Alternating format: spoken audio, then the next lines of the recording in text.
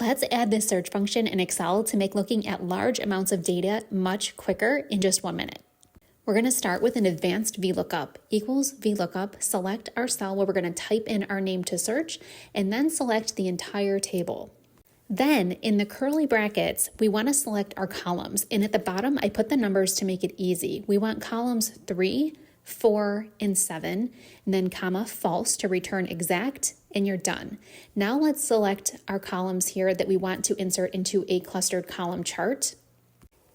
Select the orange and blue one here and hit OK. Now we're going to double click on the actual data and change that gap width so that it's a little bit smaller than the orange or our target, and put it on the secondary axis and then close out.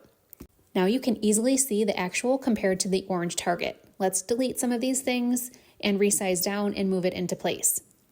This is showing our rep and their call conversion rate compared to their target rate. So now every time you type in their name to search, we're going to delete those numbers on the bottom before we test. Now when you type in the name, you're going to get the data from your large section at the bottom, and it's only the columns you really need to look at.